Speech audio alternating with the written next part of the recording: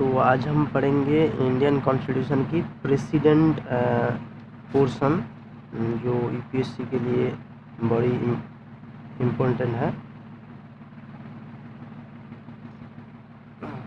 तो पहले प्रेसिडेंट मतलब राष्ट्रपति वो हमारा हिंदुस्तान की सबसे ऊंचाई पोस्ट है। ये हमारा इंडियन कॉन्स्टिट्यूशन की पार्ट 5 के में आते हैं। It comes in part 5 of our Indian constitutions. So at first we have to know the elections of Indian constitutions, how president is elected in India, and the elections procedures prescribed in Indian constitutions. And at first we have to know that a president is not a real executive. He is not a real executive. He is nominal executive. So the direct elections is not adopted for president. No direct elections.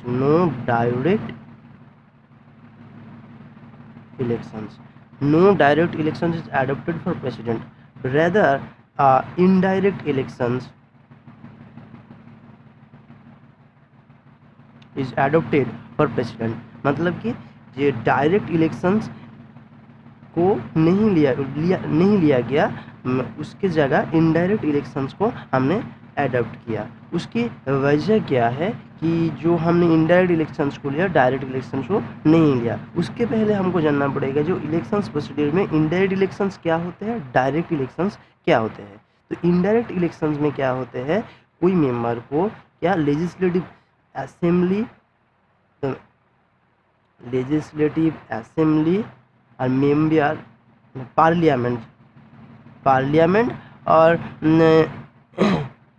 Elected member of union territory, इन लोगों के द्वारा जब कोई member को elected किया जाता है, इनमें से किसी को इनडायरेक्टली, जो कहना चाहते हैं, it means that people not elected them directly, they are elected by the electorate, they are called the indirect electorate।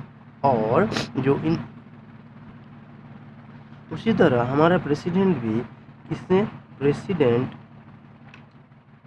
Indirectly elected होते हैं। किसके द्वारा ना, हमारा जो लेजिस्लेटिव असेंबली है उसकी मेंबर, मतलब MLA, member of legislative assembly, member of parliament, दोनों, बोथ लोकसभा एंड राज्यसभा, लोकसभा राज्यसभा दोनों की मेंबरों से हमारा प्रेसिडेंट की जो इलेक्शंस है उनमें पार्टिसिपेट कर सकते हैं। मगर जो नॉमिनेटेड मेंबर है, nominated member can not participate in presidential elections. Nominated member can't participate presidential elections। तो नॉमिनेटेड जो मेंबर होते हैं वो प्रेसिडेंशियल इलेक्शन में पार्टिसिपेट करते नहीं हैं। और कौन पार्टिसिपेट करते हैं प्रेसिडेंशियल इलेक्शंस में? पार्टिसिपेट करते हैं जो इलेक्टेड मेंबर होते हैं यूनियन टेरिटरी की, वो लोग पार्टिसिपेट करते हैं प्रेसिडेंशियल इलेक्शन के लिए।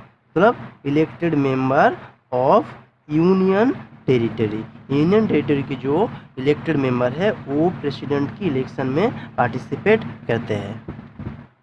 तो अब प्रश्न यहाँ पे आता है कि इनडायरेक्ट इलेक्शंस को क्यों लिया गया,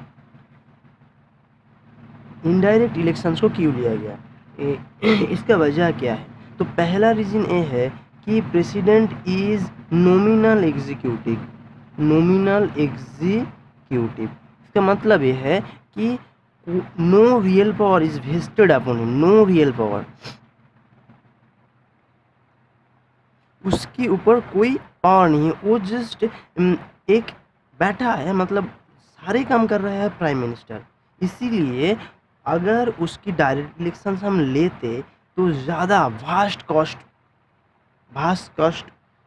जाता, वो हेजी होता, पब्लिक को कन्फ्यूज़न हो जाता है। मतलब इलेक्शंस हो रहा है, प्रेसिडेंट की इलेक्शंस हो रहा है, एक प्राइम मिनिस्टर, मतलब लोकसभा की इलेक्शंस हो रहा है, लेजिस्लेटिव की इलेक्शन।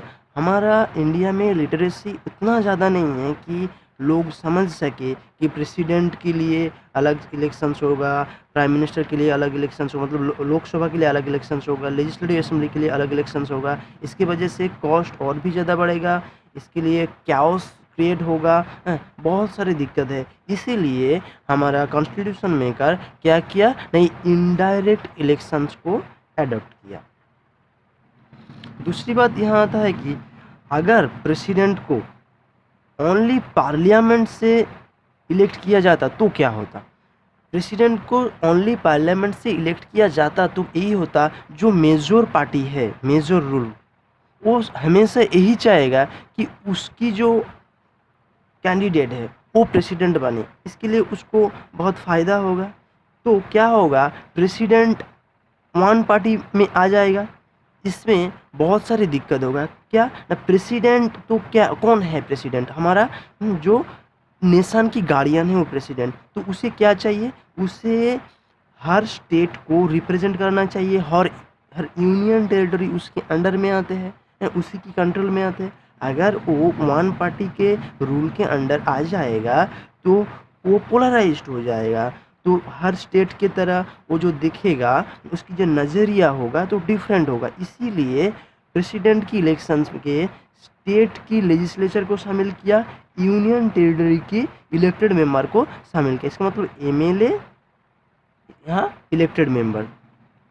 इस वजह से सिर्फ पार्लियामेंट से प्रेसिडेंट को हम इलेक्ट नहीं करते हैं। इनडायरेक्ट इलेक्शन में प्रेसिडेंट की हम 3 लेते हैं, कौन, एमपी लोग, MLA and elected member of union territories, ये लोग अंशग्रहण करते हैं। इसके बाद हम जानेंगे जे प्रेसिडेंट बनने के लिए क्या क्वालिफिकेशन चाहिए। क्या कोई भी इंसान प्रेसिडेंट बन सकते हैं, अगर बन सकते हैं तो उसमें क्या क्या क्वालिटी होना चाहिए। तो पहला क्वालिटी है, ही शुड बी इंडियन, मतलब उसे प्रेसिडेंट बनने के लिए उसको सिटीजन ऑफ, इंडियन सिटीजन होना पड़ेगा, ज़रूरी है इंडियन सिटीजन बनना। तो इंडियन सिटीजन्स ही प्रेसिडेंट बन सकते हैं।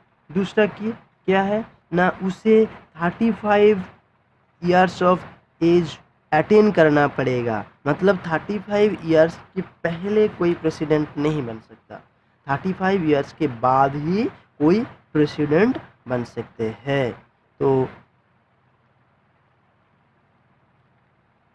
तीसरा क्या है, तीसरा यही है कि he should be qualified for member of parliament, मतलब पार्लियामेंट की मेंबर होने के लिए जो क्वालिटी चाहिए, जो क्वालिटी चाहिए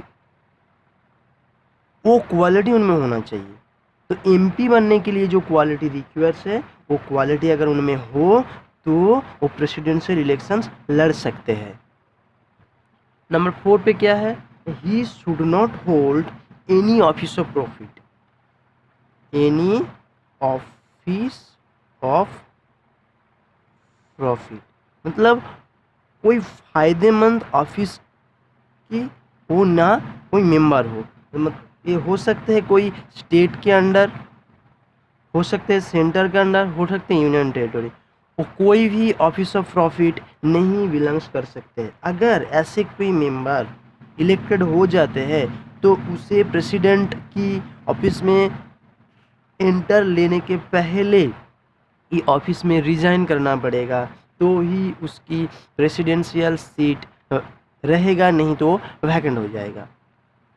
नेक्स्ट क्या है, उसे इलेक्शंस लड़ने के लिए सिक्योरिटी की तौर पे 15,000 रुपया आरबीआई में देना पड़ेगा, डिपॉजिट करना पड़ेगा। एक किस लिए ना, सिक्योरिटी के तौर पे। क्यों किया गया 15,000, नहीं इसीलिए किया गया, बहुत सारे कैंडिडेट उम्मीदवार है जो कॉन्फिडेंट नहीं है इलेक्शंस के लिए, उनको डीमोटिवेट करने के लिए ये किया गया है कि जो 15,000 रुपया डालने से उसको ये लगेगा अगर मैं नहीं सिक्योर हूँ तो मेरा 15,000 चला जाएगा, इसीलिए डीमोटिवेट करने के लिए ये प्रावधान ले आया गया।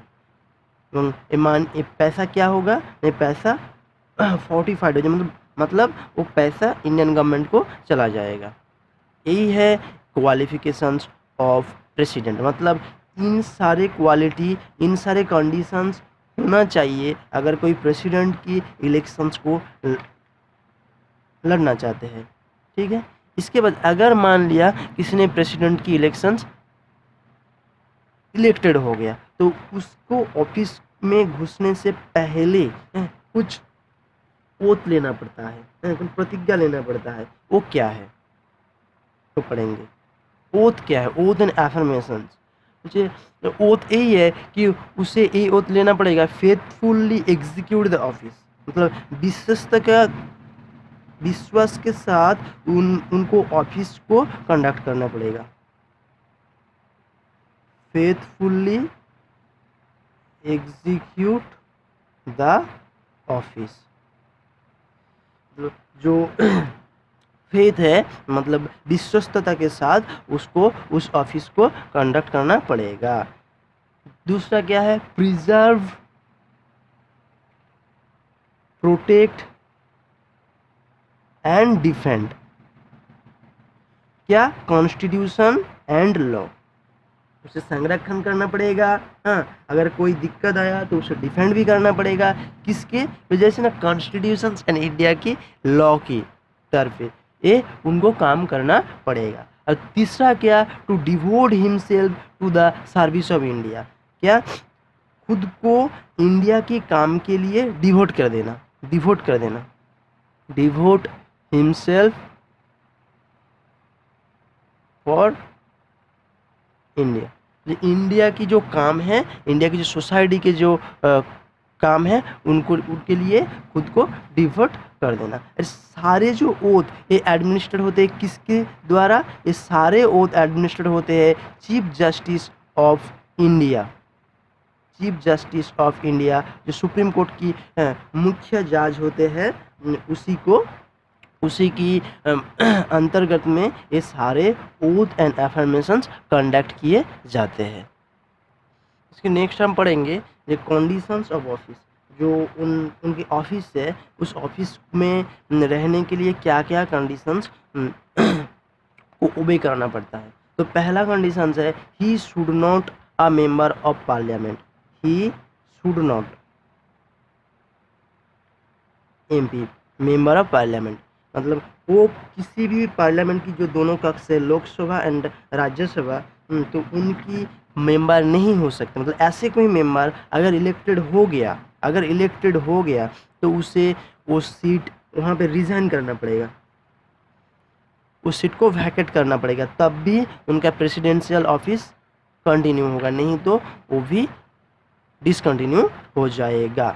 He should not hold any other office, मतलब वो एक साथ दोनों ऑफिस कंटिन्यू नहीं कर सकते। अगर वो प्रेसिडेंट की पद को कंटिन्यू करना चाहते हैं, शुड रिजाइन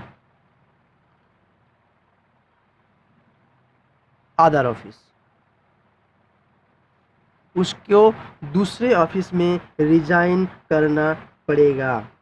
तो तीसरा पॉइंट क्या है, तीसरा पॉइंट यही है, he is entitled without payment of rent of his official residence. मतलब उसे ऐसा प्रेसिडेंशियल जो भवन है हमारा, राष्ट्रपति भवन जो प्रेसिडेंशियल भवन है, प्रेसिडेंशियल रेसिडेंस, उसको वो कोई भी रेंट के मतलब बिना रेंट के में उसे दिया जाता है, with no rent. And fourth क्या है, उसे कुछ इमोल्यूमेंट्स अलाउंस उसे दिया जाता है। इमोल्यूमेंट्स जो ग्रांट कहते हैं हम कभी कभी, इमोल्यूमेंट्स अलाउंस क्या क्या, वो फ़ोन कॉल्स के लिए हो सकते हैं, कार के लिए हो सकते हैं, उसकी मेडिकल एश्योरेंस के लिए हो सकते हैं। इन सारे वजह से उसे कुछ अलाउंस दिया जाता है। ये अलाउंस फिक्स्ड कौन करता है ना, पार्लियामेंट करता है पार्लियामेंट करता है ये अलाउंस। यहाँ पे एक और चीज़ है, उनकी टर्म ऑफ ऑफिस के तौर पे, मतलब वो जिस वक्त उसकी ऑफिस में है उसी टाइम में emoluments and allowance can not be reduce और change, cannot be reduced, emoluments and allowance cannot be diminished during his term of office। वो प्रेसिडेंट होने के साथ साथ वो बहुत सारे इम्यूनिटीज़ भी अपने साथ रखते हैं, क्या जैसे कि उसको कोई नॉर्मल केस के अंडर कोई सिविल प्रोसीडिंग नहीं कर सकते, व क्रिमिनल प्रोसीडिंग नहीं कर सकते हैं। अगर कोई क्रिमिनल प्रोसीडिंग तो नहीं कर सकते, बिल्कुल भी नहीं, क्रिमिनल प्रोसीडिंग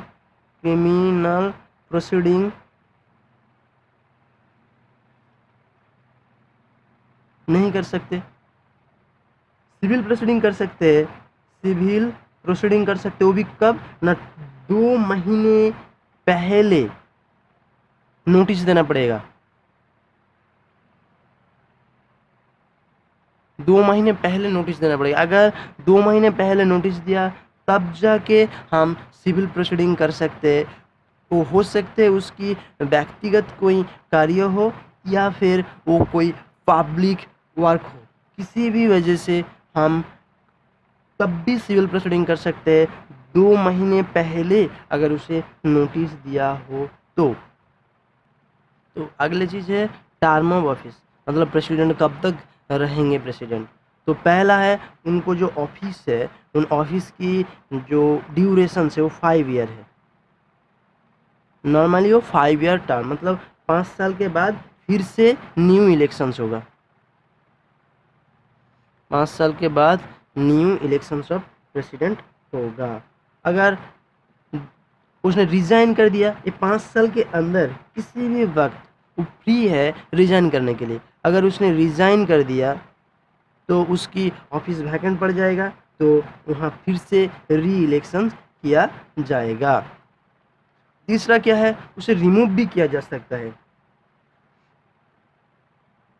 मतलब इम्पीचमेंट, उसको रिमूव भी किया, वहाँ से रिमूव कर सकते हैं इम्पीचमेंट प्रोसीडियर के तौर पे। अगर उसकी कोई काम में डिफिसिट है तो पार्लियामेंट चाहे तो उसे रिमूव भी कर सकते हैं। तो हम देखेंगे जो रिमूवल प्रोसेस क्या है, इतनी आसानी से कोई रिमूव नहीं कर सकते प्रेसिडेंट को, तो रिमूवल प्रोसीडर हम बाद में देखेंगे। तो क्या उनकी जो ऑफिस है वो 5 साल की है, जो 5 साल के बाद अपने आप ही टर्म ऑफ ऑफिस ख़त्म हो जाते हैं, उसके बाद न्यू इलेक्शंस आते हैं। वो कहीं भी, मतलब किसी भी वक्त पे उनकी मर्ज़ी से वो रिज़ाइन कर सकते हैं। किसको रिज़ाइन कर सकते हैं ना, वाइस प्रेसिडेंट को रिज़ाइन कर सकते हैं, वाइस प्रेसिडेंट को वो रेजिग्नेशन लेटर दे सकते हैं, रिज़ाइन कर सकते हैं, and he can be removed, उसको अपने ऑफिस से निकाला जा सकते हैं। किस प्रोसीडियर की, इम्पीचमेंट प्रोसीडियर के तौर पे। हमने हाल ही में सुना था कि डोनाल्ड ट्रम्प को इम्पीचमेंट किया गया था इसके, एंड ऑल्सो ही ऑल्सो री एलिजिबल फॉर इलेक्शंस। अगर उनकी ऑफिस टर्म ऑफ ऑफिस ख़त्म हो गया, उन्हें रिजाइन कर दिया या फिर उसको रिमूव भी कर दिया गया, तो उन्होंने फिर से इलेक्शंस के अंशग्रहण कर सकते हैं। कितने ना, any number of time, any number of time. मगर यूएसए में एक इंसान 2 ही बार प्रेसिडेंट बन सकते हैं, मतलब 2 बार उनको इलेक्शंस हो गया तो 2 बार से ज़्यादा वो प्रेसिडेंट नहीं बन सकते। मगर इंडिया में ऐसा कोई नहीं है, कॉन्स्टिट्यूशन में मेंशन नहीं है कोई भी व्यक्ति री इलेक्शंस के लिए एनी टाइम एलिजिबल है। तो प्रेसिडेंट को अगर इम्पीच किया इम्पीचमेंट किया जाता है, मतलब उसको रिमूव किया जाएगा, तो रिमूव करने के लिए कौन सी वजह है, उसे कैसे रिमूव किया जा सकता है। तो पहला है कि अगर उसने कोई कॉन्स्टिट्यूशन की वायोलेशंस किया तब ये रिमूवल प्रोसीड्योर हो सकते हैं। क्या कॉन्स्टिट्यूशन की, ओनली कॉन्स्टिट्यूशन वायोलेशंस की वजह से ये रिमूवल प्रोसीड्योर आ सकता है। दूसरा, अगर ऐसे हो सकता है क्या, जो वो उसकी जो ड्यूटी है वो ड्यूटी निभा नहीं पा रहा है, मतलब वो समर्थ नहीं है ड्यूटी निभाने के लिए, तब उसे इम्पीच किया जा सकता है। मतलब ये इम्पीचमेंट प्रोसीडियर शुरू कहाँ से होते हैं, जो दोनों हाउस है हमारा, लोकसभा एंड राज्यसभा, कहीं भी वो इम्पीचमेंट प्रोसीडियर शुरू इनिशिएट हो सकता है, कहीं भी इनिशिएट हो सकता है। मतलब लोकसभा में इनिशिएट हो सकता है, राज्यसभा में इनिशिएट हो सकता है। अगर ये जो इनिशिएशंस है इसको 1/4 मेंबर ने, मतलब जो मेंबर है हाउस की, मतलब राज्यसभा या लोकसभा, उनकी 1/4 मेंबर ने इसको साइन कर दिया, मतलब अलाउ कर दिया, तब ये इम्पीचमेंट प्रोसीड्योर शुरू होगा। मतलब 14 डेज नोटिस जाएगा प्रेसिडेंट को, 14 दिन, मैंने 14 दिन पहले नोटिस चला जाएगा, 14 डेज बिफोर नोटिस जाएगा प्रेसिडेंट को कि उसकी इम्पीचमेंट प्रोसीड्योर अंडर कंसिडरेशन है। और वो कंसिडरेशन में आने के लिए 1/4 मेंबर उसको साइन करना पड़ेगा, अलाउ करना पड़ेगा, जो हाँ हम लोग चाहते हैं इम्पीचमेंट प्रोसीड्योर चले। मगर उसके बाद क्या होगा ना, 2/3 मेजोरिटी हर हाउस में, तो जिस हाउस में ये इनिशिएट हुआ उसी की 2/3 मेंबर ने मेजोरिटी में इसको पास कराना पड़ेगा, तब जाके उस बिल उस हाउस में पास हुआ ये माना जाएगा। फिर से अगर वही बिल दूसरे हाउस में भेजा गया, वहाँ में भी 2/3 मेजोरिटी में अगर वो बिल पास हो गया तो यही माना जाएगा कि प्रेसिडेंट की इम्पीचमेंट बिल पास हो गया। क्या प्रेसिडेंट की इम्पीचमेंट बिल पास हो गया एंड प्रेसिडेंट को उसकी ऑफिस से रिमूव कर दिया जाएगा। तो क्या प्रेसिडेंट को उसकी ऑफिस से रिमूव कर दिया जाएगा। यहाँ एक बात इम्पोर्टेंट है जो पहले हमने पढ़ा था, nominated member can not participate in presidential election but they can participate in impeachment।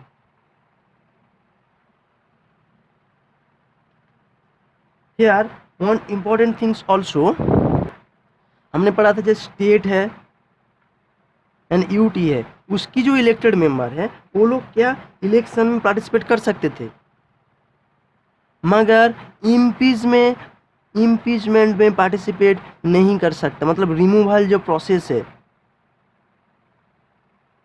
Removal process में वो पार्टिसिपेट नहीं कर सकते। पार्टिसिपेट कौन कर सकता है, सिर्फ एमपी कर सकते हैं, चाहे वो इलेक्टेड या नॉमिनेटेड, मतलब पार्लियामेंट के जो इलेक्टेड मेंबर है या नॉमिनेटेड मेंबर है वो ही इम्पीचमेंट में पार्टिसिपेट कर सकते हैं और रिमूवल में पार्टिसिपेट कर सकते हैं।